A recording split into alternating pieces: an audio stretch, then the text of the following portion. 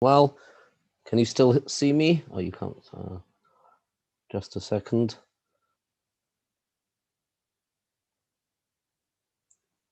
We'll start in 1 second, Chabra. 1 minute.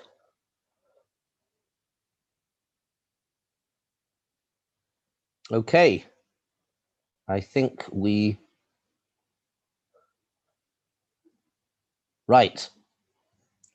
Okay, let's go.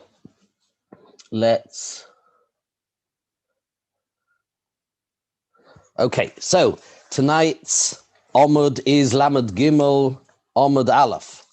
Okay, it's a short Amud. It's a short Amud, which on the one hand is good, but as you can probably see, there's a long Tosfos here. So I don't want to scare you too much. We won't learn the whole Tosfos. We'll learn selected bits from it. And the truth is, a lot of the ideas that are connected here in the sugya are, in the yeshiva world, we would say these are Welt sugyas. There's some massive topics here, and we're only going to be able to focus on one small aspect. But no further ado, let's get started. Zog de Heilige Gemara. Ve'ein choitchin, top of the Amud. Yes, Lamed Gimel Amud Aleph. Ve'ein choitchin oisoi bein bedavashu mishum shvus u bein bedavashu mishum loisase. We are talking about the necessity, if you realize that you need to cut the shofar on Rosh Hashanah. Says the Mishnah, you're not allowed to do this. You're not allowed to do it in a way which is only shvus, rabbinically prohibited. Ubein b'davashu mishum loisase, says the Mishnah. You also can't cut it in a way that would be a proper issa d'oraisa. And the Gemara is going to ask. First of all, the Gemara is going to clarify. The Gemara is going to clarify. Let's quickly learn Rashi. Top Rashi says Rashi im bal saknoi loy b'davashu mishum shvus. Keli she'ein darkei lachtoich oy shofros. You can do it in two ways. If you want to fix the shofar in a way which is only midrabanon, you're going to use a keli which is unusual. Therefore, it would be kilachayad. You can't do that. Okay. And you also can't use a keli which is would be the normal way of cutting the shofar. And here the Gemara, first of all, identifies what is what. Says the Gemara mishum shvus magla. What do we mean when we say to do something in an unusual way? It's to use a magel, one type of implement that you would not usually use. And then the other one is loisase sakina. Loisase is the normal way to do it would be to use a knife of some sort. Asks the Gemara the obvious question: if you have already indicated that the need to be masakin the shofar, to rectify the shofar and turn it into a shofar that is good, you're not allowed even to be over an issa d'rabbanon for that, then of course, kal v'chomer, a 40-uri, of course you're not going to be able to do an issa d'oraisa. Why did the Mishnah need to tell me that? Surely just tell me that you're not allowed even to transgress an issa d'rabbanon, and I would know, of course, then you can't do an issa d'oraisa. Says the Gemara, you're right. Zu ve'ein tzarech le mazuk tani. This is an idea that we find a number of places in Shas, occasionally Chazal, and we need to know when we use it, when we don't. But occasionally, in two cases, we will say, the Mishnah will say something, and it'll say, and obviously, evidently, of course, the second one as well. Zu ve'ein tzarech le mazu. You're right. In essence, you're right. You can't do an issa d'rabbanon, and you can also, and of course, you can't do an issa d'oraisa. Let's move on. Now, what would be if you need to put a liquid into the shofar to clean it, to make sure that it gives the right sound? Says the Mishnah, if you wish to put water or wine into the shofar, you may do. So the Gemara infers and says, Mayim or yayin in meiraglayim loy. The implication is that you can use water or wine, but not urine. Now, apparently, whether it's because of the ammonia that's in it or whatever reason, apparently from a cleaning perspective, it would actually, urine would do a pretty good job. Yet, the Mishnah says only mayim and yayin. The implication being not meiraglayim. Masnis in mani, aboshol he. This is in consonance. This is in line with the opinion of Abba Shaul, the Sanya. We've learned in the Bryce, Abba Shaul says, Mayim or yayin mutter, kedei letzachtzachoi. You may use water or wine in order to cleanse it, Meraglaim also mipnei hakovoid, but you may not use meraglaim to use urine for this point, for this purpose. Mipnei hakovoid, it is not dignified. It's not appropriate to, and that's why you can't use it. Fine. Then the Mishnah says as follows, two statements. Well, really one statement. Ein ma'akvin es hatinoikos milit koya. We do not prevent the youngsters from blowing. We don't prevent the youngsters from blowing. Says the Gemara, if kids want to blow shofar, they can blow shofar. Says the Gemara, honoshim ma'akvan. The implication is that we would prevent women from blowing shofar. Honoshim ma'akvan. V'hotanya. But here I have a problem because I have a brisa which indicates otherwise. Ein ma'akvin, the brisa says, ein ma'akvin loyas anoshim v'loyas atinoikos milit kaya b'yom tov. We do not prevent women or children from blowing shofar on Yom Tov. So, which one is it? The Mishnah would appear to indicate we do prevent women from blowing on shofar on Yom Tov, and the brisa says you can. Omar Abaya says Abaya, loy kasha. This is not difficult. There are indeed two major opinions. Ha Rabbi Yehuda, ha Rabbi Yossi.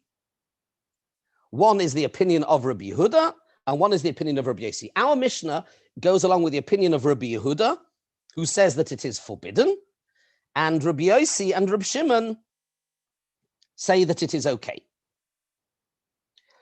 Desanya, for we have learnt in a brisa, Daber el b'nei Yisrael. Now, this is I'll just very briefly introduce the topic. This is the topic of smicha. Smicha, which does not mean rabbinic ordination in this context. It means that one of the avodas, or one of the things that has to be done to a korban, is you have to lean on the korban beforehand. It's called smicha. So the pasuk says, Daber el b'nei Yisrael. When it's talking about smicha, well, it doesn't actually say specifically smicha, by the way. It's a bit of a subtopic, how we know that that the inference here is talking about smicha. But it says, Daber el b'nei Yisrael, speak to the b'nei Yisrael. And from here we learn, Chazal learn, b'nei Yisrael soimchin, ve'en b'nois Yisrael soimchos, divrei Rabbi Yehuda. Rabbi Yehuda is of the opinion that men are soimech, but women are not soimech. They're not soimech on the korban. Okay? So this is the opinion of Rabbi Yehuda. Rabbi Yossi and Rabbi Shimon Rabbi Yossi and Rabbi Shimon say, Noshim soimchos rushus. Women may be soimech if they want. Says Rashi, important Rashi, the last Rashi on the page. Alma, afal gav de patrin hu kra. What you see from here, we're using this halacha with smicha on a korban, resting on a korban. We're using it as the template. We're using it as a prototype to derive from it the parameters or the limitations of what women can and can't do. Here we have an example of something where the Torah has exempted them and said they do not do smicha, and yet Rabbi Yossi and Rabbi Shimon say they may if they wish. Says Rashi, last Rashi on the page, Alma, Afal Gavda Patrinu Kra, even though the Pasuk has exempted them, Leka Isura, there is no prohibition. They can if they want. Rishus, it is discretionary. They may, they have permission. Vahu hadin le mitzvah sasei shehazman groma. Says Rashi, this is what the Gemara is telling me. I can see from the opinion of Rabbi Yossi and Rabbi Shimon by smicha that even in a case where we know by tradition through Torah Shabbal Peh that women are exempt from this smicha, this aspect of the mitzvah of korban, nevertheless, Rabbi Yossi and Rabbi Shimon say they can if they want. So similarly, it will apply also to shofar, tkiyas shofar, and indeed any other mitzvahs asay shehazman groma. Any other mitzvah which is constrained by time. Tonight we are not going to discuss the definition. It's not so simple. What is and what isn't considered mitzvah saseh shazman groma. But let's keep it simple. So we have a major machlokas. We have our Mishnah, which is the opinion of Rabbi Yehuda, that says that women, we would prevent them from blowing on Rosh Hashanah. That's the opinion of Rabbi Yehuda. They may not do it. We would prevent them. Now, here's the question. Why? What's wrong? What could they possibly be doing wrong? Okay, they're not obligated, but what would be the problem? And here we have a very important Rashi. This Rashi is both here and in Maseches Eruvin, and there is some discussion as to how to interpret this Rashi, but let's look at it. It is the first Rashi on the narrow lines. As the column gets narrow, beginning of the line, says Rashi, Honoshim ma'akvin. The inference from the Mishnah is that we would prevent women from blowing shofar. Why? Says Rashi, dipturois legamre. Interesting. They are totally exempt. Interesting word. Surely, I mean, just that extra word. Surely Rashi could have just said pturos. They're exempt. You know, it's binary. You either are obligated or you're not obligated. It's interesting. Here we're saying they're pturos legamre. They bear that word in mind. If we get time, we will come back to it. We'll revisit it in the Shiur tonight. I think it's a very instructive and incredibly important word. Remember, it appears to be unnecessary. Just say pturos, they're exempt. I know what the word exempt means. You either are obligated or you're not obligated. Why does Rashi have to say pturos legamre? They're totally exempt. We'll come back to this. Says Rashi, the pturos legamre, they are totally exempt. The mitzvah aseh man grama, because tkiyas shofar is a mitzvah aseh man grama. V'chi taki. So what? So let them go and blow. And if they blow, ikka baal toisif. They have. It seems Rashi is saying they would transgress an isur min haTorah of adding on to the mitzvahs. We know there is an isur bal toisif. You may not add on to the mitzvahs. Now, if you are potter, this is what Rashi is saying. The problem over here, the reason that we prevent them from blowing shofar on Yom Tov, that we don't let them, is because they are exempt. So what? Says Rashi, therefore, if they were to do so, they would transgress bal toisif.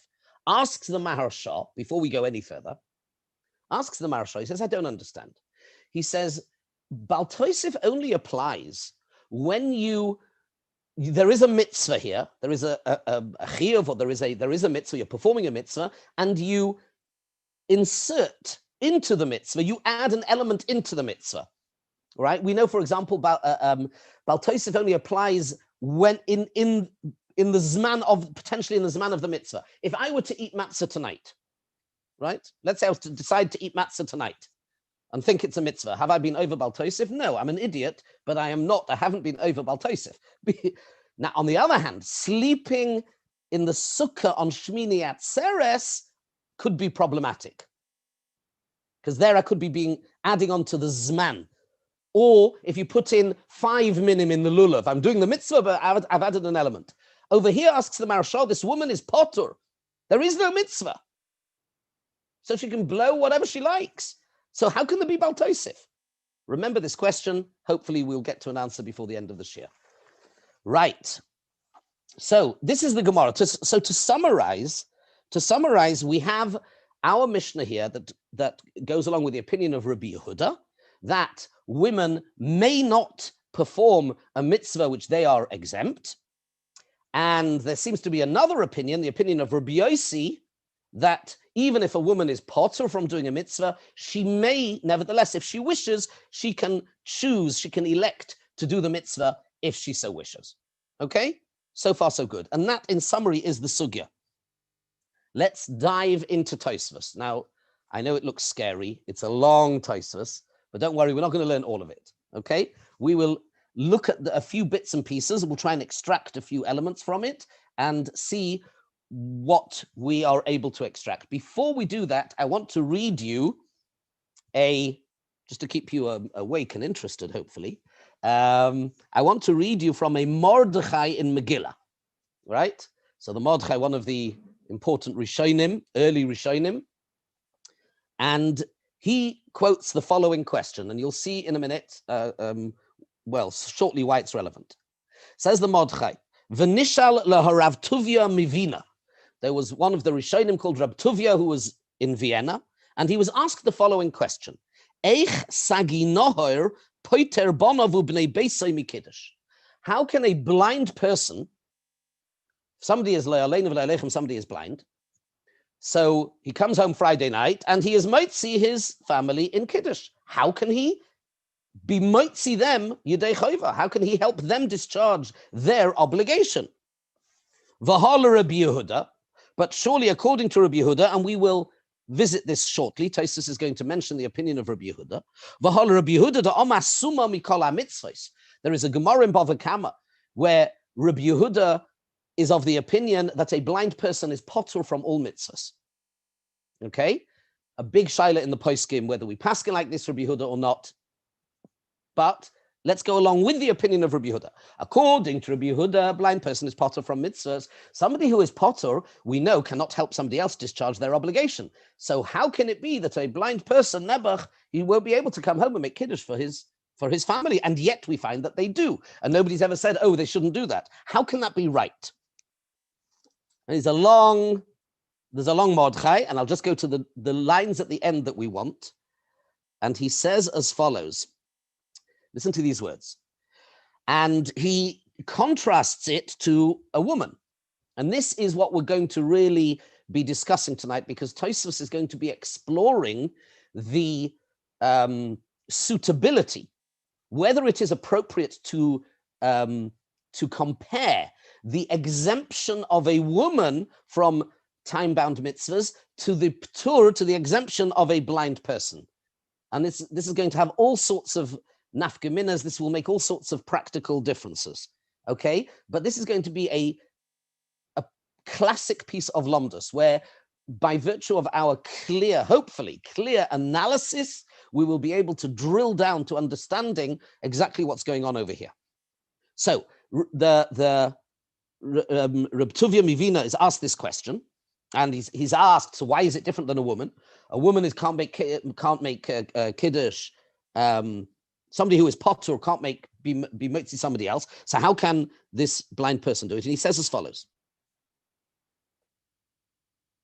Heichi osi d'Rabbanon pirush noshim u'mapik d'Oraisa yesh loymar d'shar shani noshim d'lo yavoyu lidei chiyuv la'olam. A woman will never be mechuyev in mitzvahs. A woman, again, we're obviously not making any political points over here, but a woman is a woman. A woman is a woman, and a woman will always remain a woman. That's her halachic identity and status. And therefore, she will always be potter from mitzvahs tasei shazman groma. Aval zeh, but this blind person, yochei lovoi lidei chiyuv d'oraisa. It is, maybe not for all blind people, but theoretically, in principle, if he were to regain his sight, then he would be mechuyev midat Torah. V'hoil v'kein, and given that that is the case, yochel lahoitzi acheri midei chivasan. Therefore, a blind person can, even though he is currently exempt, he can nevertheless be moitzi others and help others discharge their obligations, because the understanding of his exemption is fundamentally different to the ptur of a woman. And this is the way he puts it. I'll say this once more, and then we'll delve straight into Tosfos. He says as follows: because a woman will always be a woman. She will always be exempt from time-bound mitzvahs. On the other hand, this blind person, it is theoretically possible for him to become chayav once again. Now, on the face of it, this just seems to be words, semantics. How does that work? Why is that? What is he saying? Now, he's obviously saying something a little bit deeper. So let's see if we can have any success with this. So let's have a look in Tosfos. Now, this, by the way, is a very important Tosfos for your general knowledge. It's a very important Tosfos, because this is one that in your families is one that you will use. And you'll see what I mean in a minute. Says Tosfos, Omer Rabbeinu Tam, says Rabbeinu Tam, Afal gav destam masnisin k'Rabbi Yehuda, even though the Mishnah, our Mishnah, is stated an unattributed statement. It's called a stam Mishnah. It doesn't say, and that carries more weight. When our stam Mishnah, our Mishnah which doesn't attribute this halacha that we prevent women from blowing on Rosh Hashanah, it's not attributed to any specific Amora, to any specific Tana, but we know that it goes along with the opinion of Rabbi Yehuda, and therefore the halacha is, generally speaking, we follow the opinion of an unattributed statement in the Mishnah.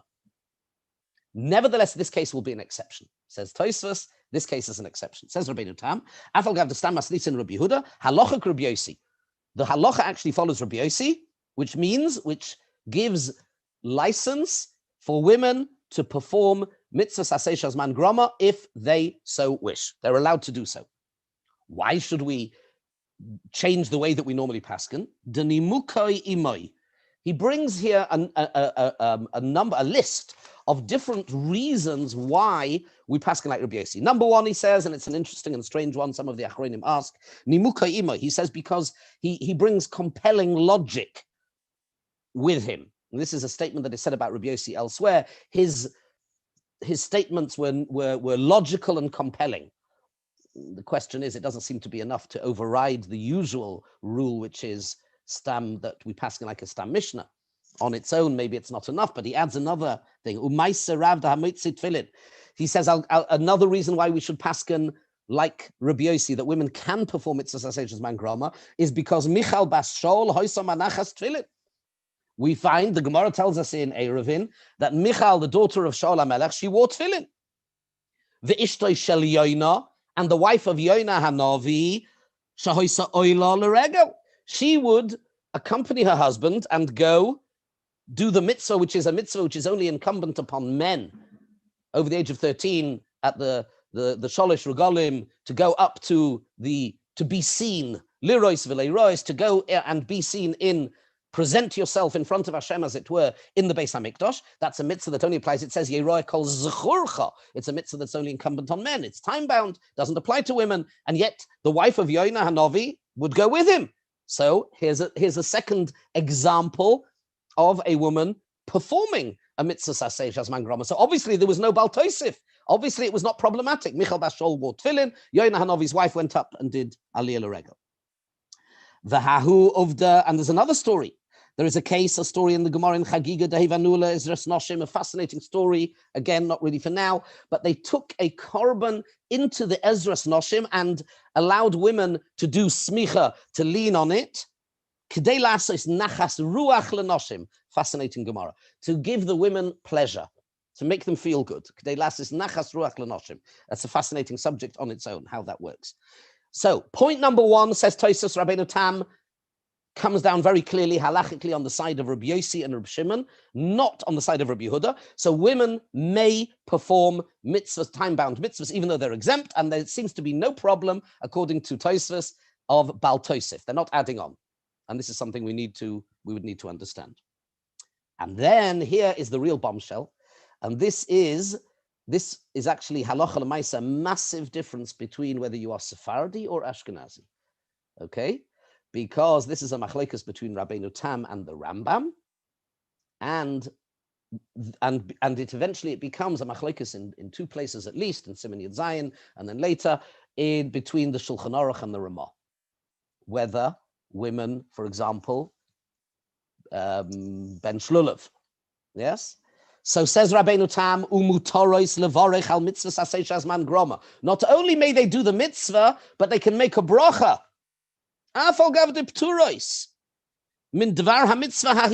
Even though they are exempt from this mitzvah. Everybody agrees, by the way, there is no, let's remember, let's not get confused. Nobody argues and says women are obligated to hear shofar. There isn't a single opinion that says women have to hear shofar. They definitely don't. The only question is whether they may blow shofar.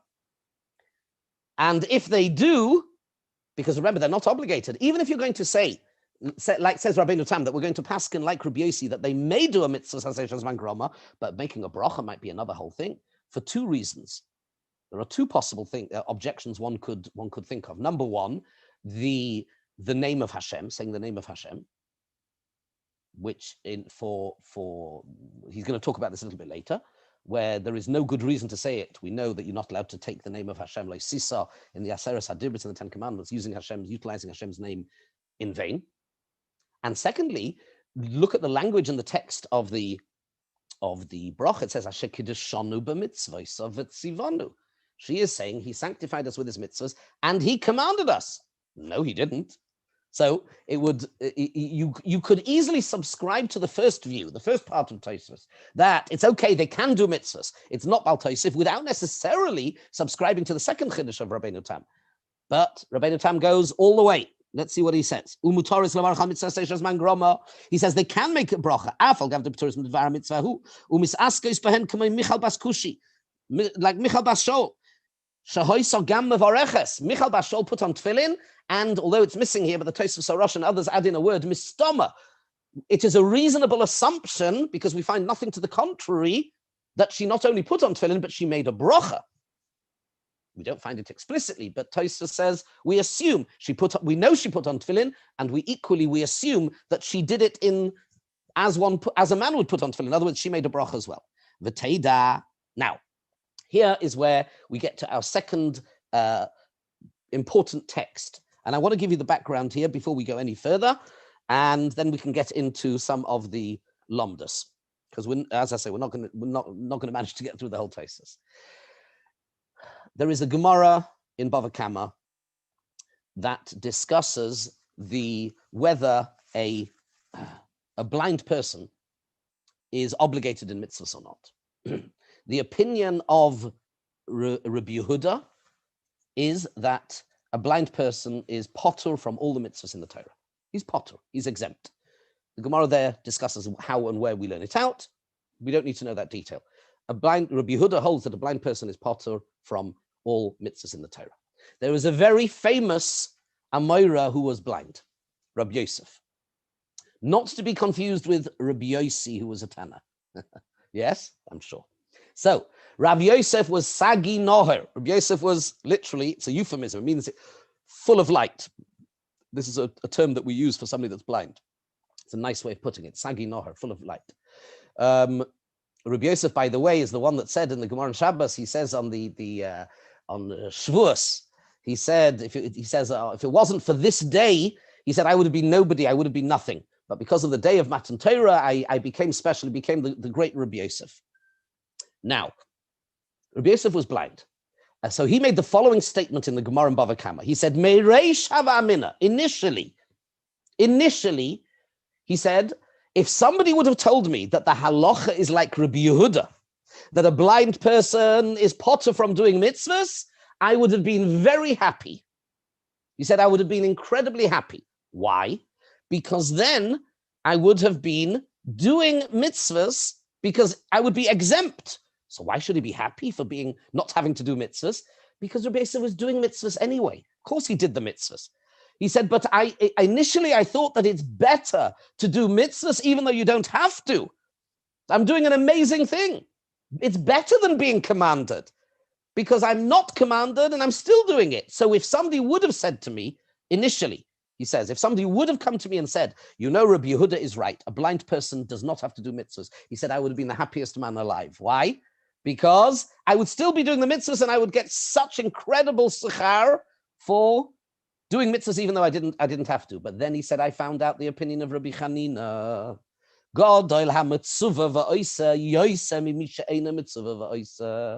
Then I found out that the opposite is true. That actually it is preferable, it is better. I'm not going to discuss tonight why. Some of you will know some ideas, some reasons. But actually, it is greater. Somebody who is commanded and does it, more than somebody who elects, who chooses to do something even though they're not commanded. He said, so now I'll be happy if somebody tells me the halacha is not like Rabbi Yehuda, and actually I am obligated in the mitzvahs. And that is the text in the Gemara in Bava Kama. Okay? Now let's have a look into Tosfos. And let's see what we do with this. Says Tosfos, V'teida. Tosfos is now, the rest of the Tosfos actually goes backwards and forwards between understanding whether it is legitimate to compare a woman to a blind person, a woman's exemption to the exemption of a blind person, and in trying to establish whether it applies to their ability to say brachas on a mitzvah that you don't have to make or not. And that is, it's a Tosfos, a ping pong ball. It goes backwards and forwards with lots of proofs. We're only going to look at one or two little points. V'teida, says Tosfos, I will now bring a proof from that Gemara to the opinion of Rabbeinu Tam that even a person who is exempt can still make a bracha. The Gemara says in Bava Kama, Omer Rabbi Yosef, the Gemara I just told you, we can shoot through it. Omer Rabbi Yosef meikara. Initially, Omri Mandom Alachik Rabbi Yehuda Vidna Yom Tov Rabbanon. Initially, if somebody would have said to me that the halach is like Rabbi Yehuda, that a blind person does not need to do mitzvahs, I would have made a Yom Tov. I would have been happy. Delay mifkadna va'avidna, because I'm not obligated and yet I perform the mitzvahs. Hold on a second, says Tosfos. Let's just stop there a second. If you're going to tell me, if you're going to tell me that if somebody who is exempt from doing a mitzvah and nevertheless has permission to go ahead and do it, but osur milavarech, but he is not allowed to make a bracha, not like Rabbeinu Tam, so why would he have been ecstatic? Why would he have been so happy? Oh, I can do the mitzvahs even though I don't need to. Hold on a second, but you're not allowed to make the brachas. And fascinatingly, we see here in Tosfos that the comparative weight and the analysis of which one would be considered greater, the opportunity to do the mitzvah or the ability to make a bracha, says Tosfos, we cannot justify the glee, the happiness of Rabbi Yehuda of Rabbi Yosef if he would have been also to make a bracha. If he would only have been allowed to perform the mitzvahs that he was really exempt from, but he would not have been allowed to make a bracha, then there would be no room for his joy. Incredible Tosfos. Topic in itself. Let's look at it inside. He says as follows: if he would have been osam levarich in kein amaya vidna yom tova, v'lo hoya mafsid, he would have missed, he would have lost birchas tzitzis, v'lulav, utfilin, umegila, v'ner chanukah, v'sukkah, v'havdolah, v'kiddush hayoim, uber brochos shel kriyash mashachris, v'arvis, v'chol ha-brochos kulam. And brochos are so valuable in and of themselves. They have their own spiritual weight and value, which is immense. And it's not at all clear, says Tosfos. There would have been no room for joy if he would have just performed the mitzvahs, but not been able to make the brachas. An incredible Tosfos. It's a mussar. It's incredible mussar just here. You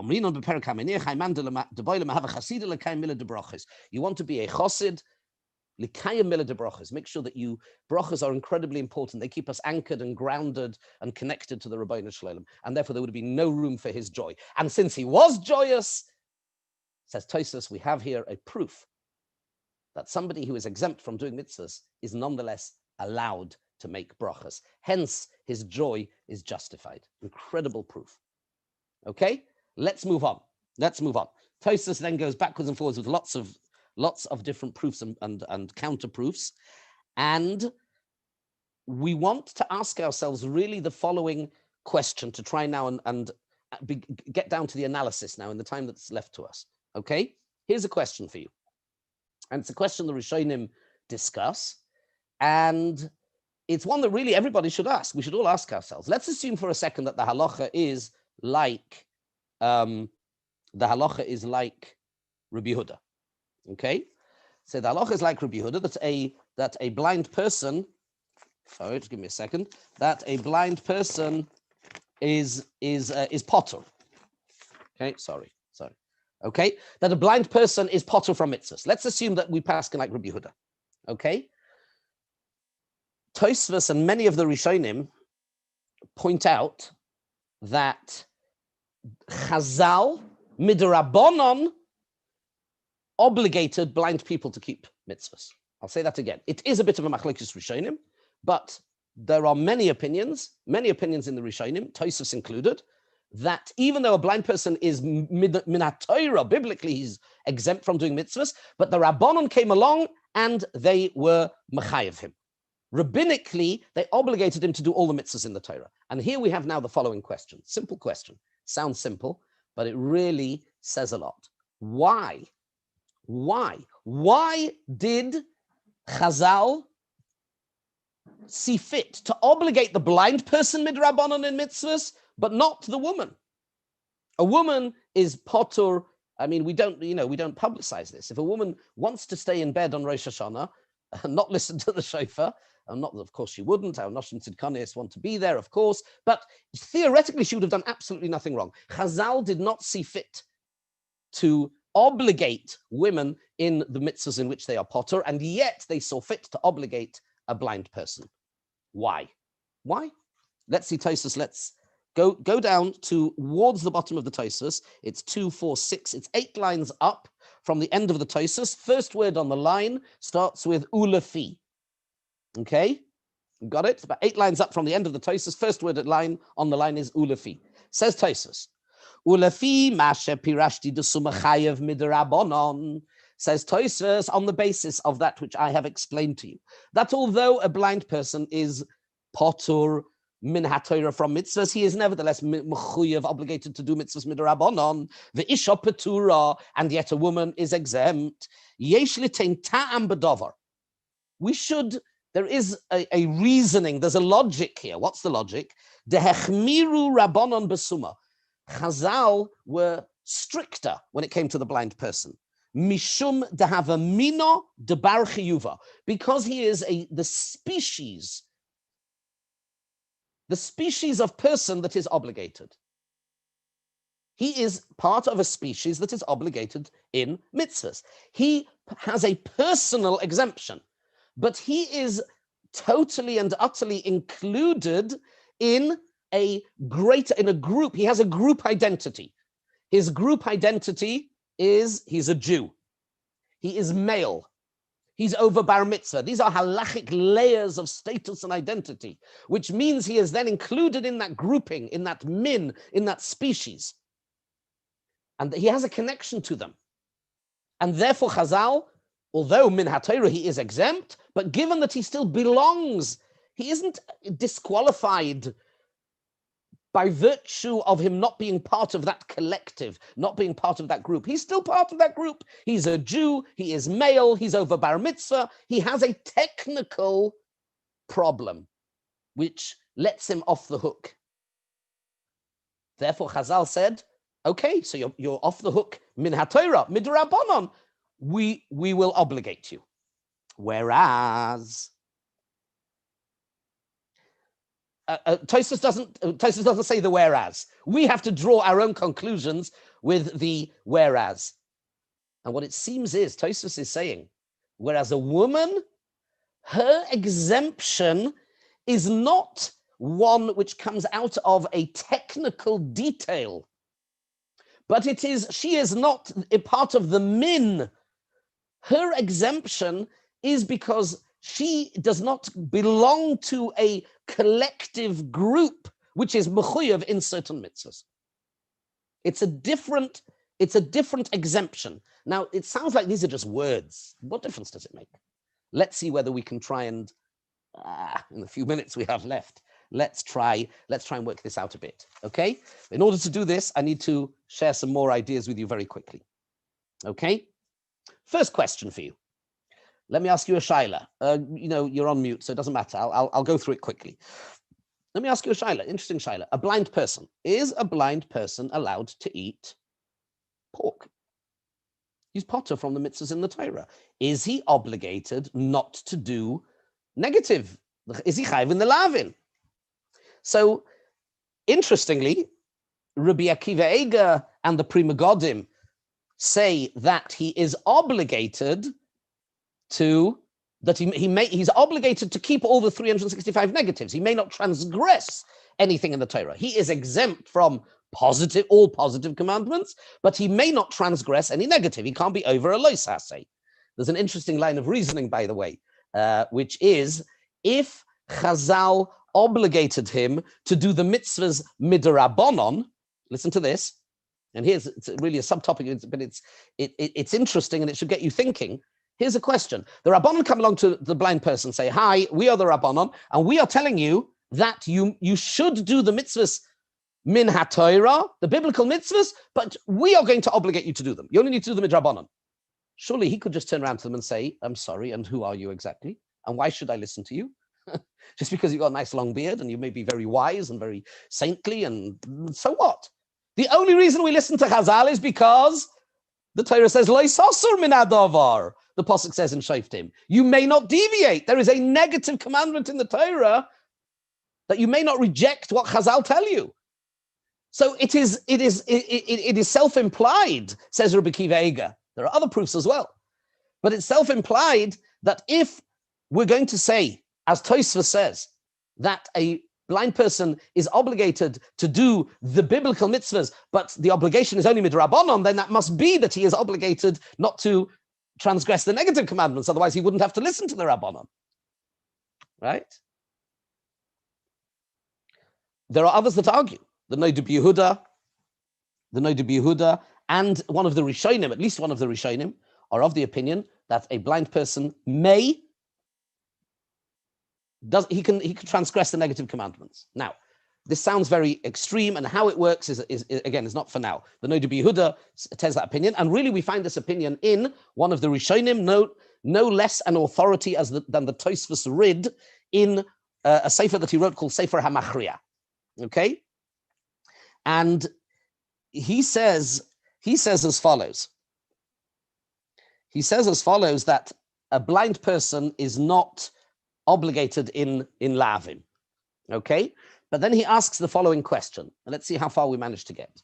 And this is really what we want to try and discuss. We saw the machlokes about whether women can do smicha on a korban or not. Right? Rabbi Yehuda said no. Rabbi Yossi said they may. Says the Tosfos Rid, he explains this machlokes in the following way. He says there is no question about it. He says they may not. Even Rabbi Yossi and Rabbi Shimon, who allow a woman to do smicha, noshim soimchos reshus, they may, but when they do so, it needs to be clear to them that they are doing so as an option. They wish to do it, but not that they are obligated. Right? The only machlokes that everybody agrees they can't do. The machlokes is they want to do it for nachas ruach. They want to do it because they want to do it, but not that they are saying, oh, we are obligated to do it, okay? But even Rabbi Yossi, therefore he says, even Rabbi Yossi, who allows women to do smicha, noshim soimchos reshus, but says the Tosfos Rid, of course, they could not make a bracha. They definitely couldn't make a bracha. That is the opinion of the Tosfos Rid. And now we have a question. Asks the Tosfos Rid himself the following question. A blind person is potur min haTorah, but he's obligated midrabanan, and he does make a bracha, as we saw in Tosfos, and the Tosfos Rid agrees. A blind person is exempt, but he's okay to make a bracha, whereas a woman, according to the Tosfos Rid, is exempt, but she may not make a bracha. What's the difference? And he says the following answer. He says, because a blind person is not obligated in Baal Tosef. This is his opinion, that a blind person isn't obligated not to transgress the negatives. Therefore, the blind person has no chiyuv, he has no problem with Baal Tosef. He doesn't know what Baal Tosef is, not to add on. He can do whatever he wants, and therefore he can also make a bracha. So therefore Chazal could obligate a blind person in the mitzvahs midrabanan, and to say you can make a bracha. Whereas a woman has Baal Tosef. A woman is mechuyev in all the mitzvahs, all the negative mitzvahs, that's for sure, and most of the positive mitzvahs. She's exempt from a few time-bound mitzvahs. But if she's now going to make a bracha, she will be over Baal Tosef, like Rashi says. So that is the opinion of the Machriah.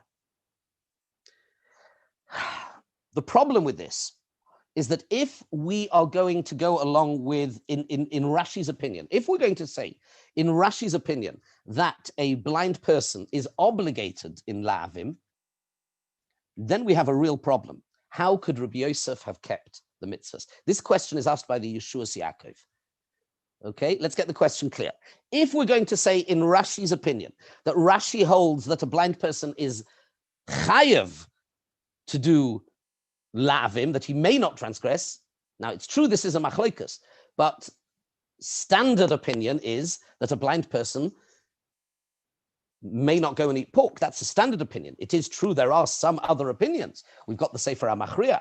We have the Noda B'Yehuda, but it's not the mainstream opinion. And therefore, it is reasonable to assume in Rashi that a blind person, that Rashi would hold that a blind person may not transgress Baal Tosef, in which case we have a problem. According to Rashi, how did Rabbi Yosef, how was he Mekayim the mitzvahs as a blind person? How was he able to keep the mitzvahs? Why isn't it Bal Tosef? This is the question the Yeshuas Yaakov asks. I'm going to skip out his answer because we're going to run out of time here.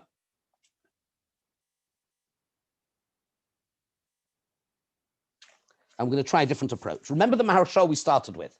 Let's try and do this in 5 minutes. I know we've run slightly over time. Remember the question we started with the Maharshal. When the Maharshal asks on Rashi, when Rashi says the problem with women blowing shofar is that they are doing Bal Tosef, asks the Maharshal, surely the only Bal Tosef is when you are adding into the mitzvah, a detail mitoich from within the Maisa HaMitzvah, you're adding in a detail. But if a woman is potur, and remember Rashi said legamre, remember that word we started with, legamre, totally exempt. So how can there be Bal Tosef? So let's explain the following.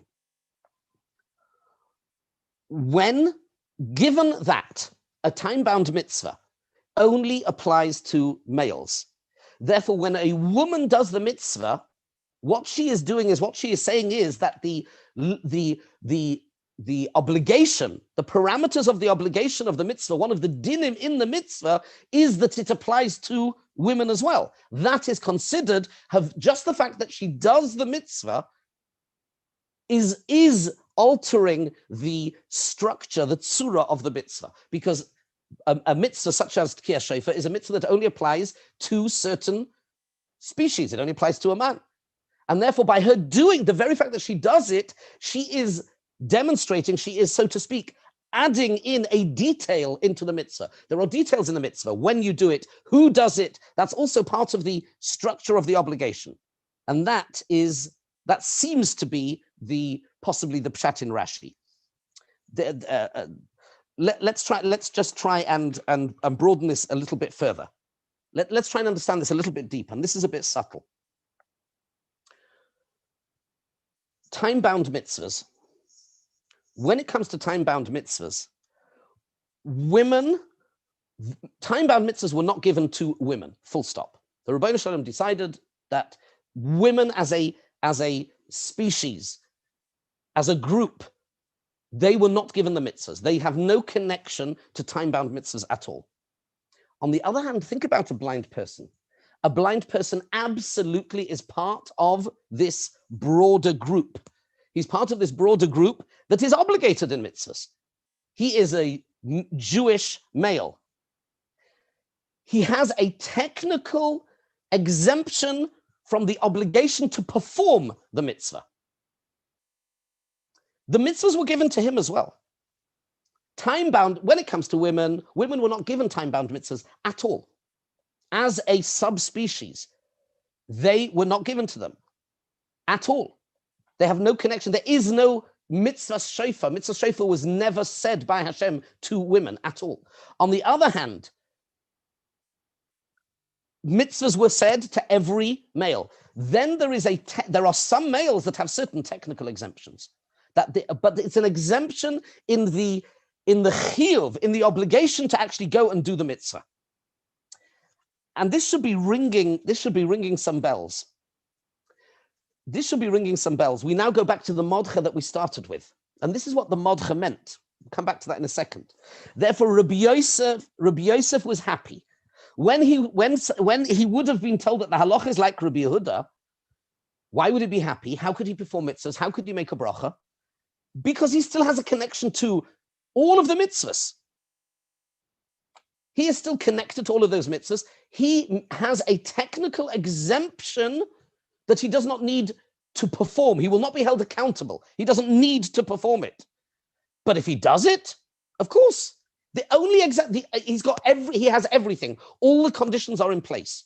He is Jewish, male, over 13, has his faculties. He has one technical detail which stops him from being absolutely obligated, but he still has a connection to the mitzvah. And how is this demonstrated? It's demonstrated by the minute that physical impediment is removed. If he gets his sight back, automatically, of course, he's mechuyev in the mitzvah. Whereas a woman, this is what the Modchad meant, this is what Reb Tuvia Mivin meant. Whereas a woman will always be a woman. Women were not given certain mitzvahs. And therefore, we understand why there's no Baal Tosef. When the blind person says a bracha and does the mitzvahs, there's no Baal Tosef. He's not saying I'm obligated. The truth is, he is totally connected to that mitzvah. It was given to him. He is let off the hook at the very last minute, so to speak, that he does not need. He's not obligated to go and perform it. Won't be held accountable for not doing it. But he's not adding in like the Marsha asked, he's not adding in a detail in the mitzvah. He's not saying a blind person is mechuyev in the mitzvah. He is part of the group that is obligated in the mitzvah. Now we understand the Modcha. This is what the Modcha meant. And therefore, we come out with an incredible chiddush on the basis of this Modcha. That somebody, such as a blind person, his connection to the mitzvah is so total that he can even help others discharge their obligation. Even though usually we say technically somebody that doesn't have an obligation can't discharge somebody else. But here, his level of connection to the mitzvah in every respect, other than the absolute chiyuv at the end of the day to go and do it. But if he does go and do it, then then of course he's performed the mitzvah. And that's why the Modcha paskins that he can be motzi others. And maybe this is what Rashi means when Rashi says a woman is potter legamre. Maybe that's what Rashi means. I'll look at your question, Yisrael, in a second. Okay? So I think this is, we've gone a little bit over time, but we've opened up a little bit. We opened up a fascinating sugya. We've looked at trying to understand at least a bit the connection that a woman has to mitzvahs aseh shazman groma. We have seen, although we only saw one opinion in Tosfos, but the Ramah paskins like Rabbeinu Tam, women can perform mitzvahs aseh shazman groma, and they can even make a bracha on it as well. On the other hand, the Rambam says that they can't. Rashi would potentially seem to say that they can't as well, and that's an introduction a little bit to the topic. I will have a look at your question in a second, Yisrael. Maybe I'll message you privately. Okay. Nice to see you, everybody. Thank you so much for joining me, and stay safe. Nice to see you, Carl.